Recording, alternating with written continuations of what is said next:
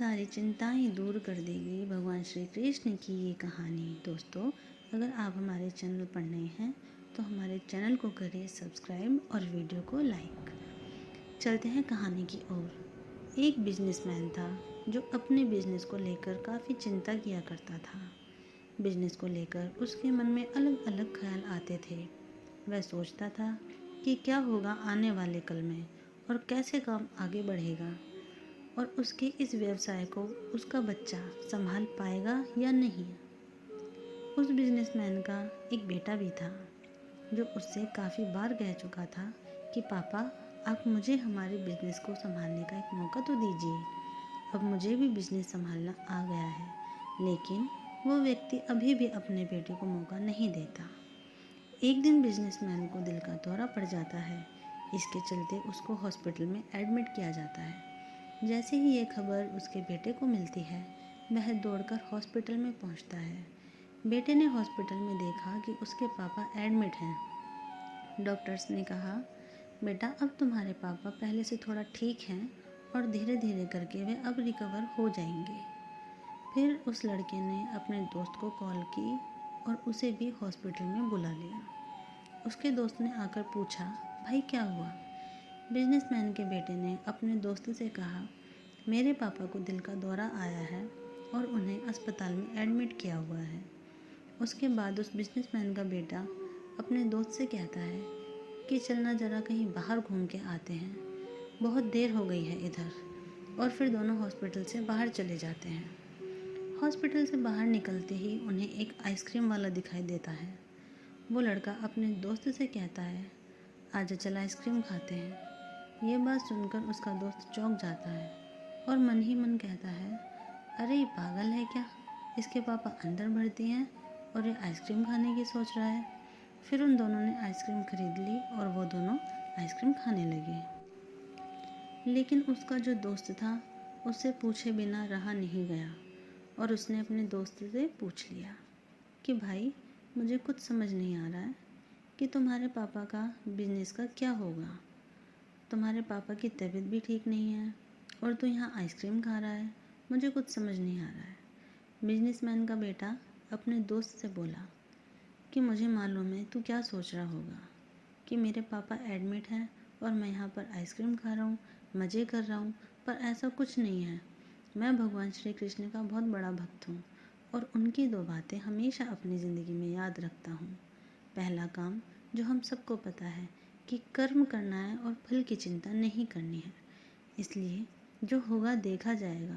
मैं सिर्फ अपने काम पर ही फोकस करूँगा और फिर बिजनेस भी अच्छा चलेगा।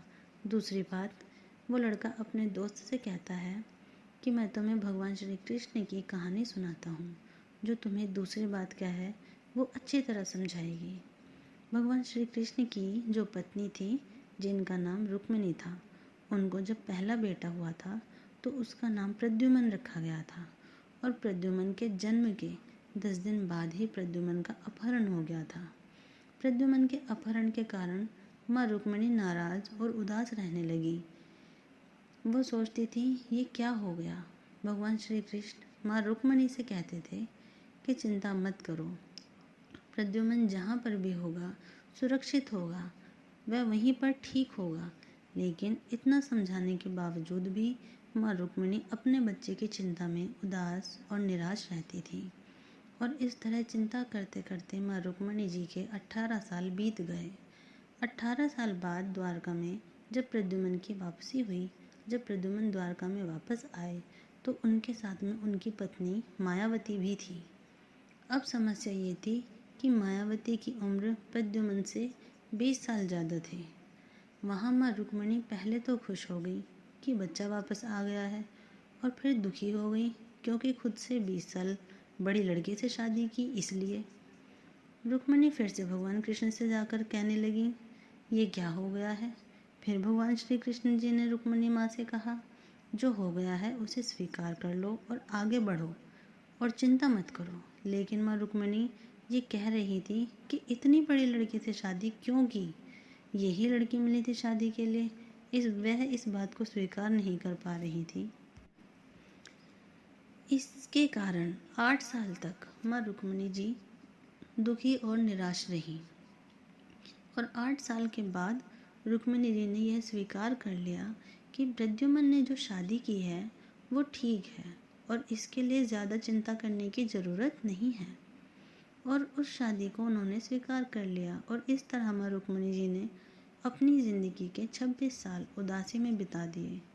इस कहानी को ख़त्म करते हुए वो लड़का अपने दोस्त से बोला, मैंने भी अब स्वीकार करना सीख लिया है, क्योंकि भगवान श्री कृष्ण कहते हैं कि जो हो रहा है उसे स्वीकार कर लो, ज़िंदगी अपने आप सहज हो जाएगी।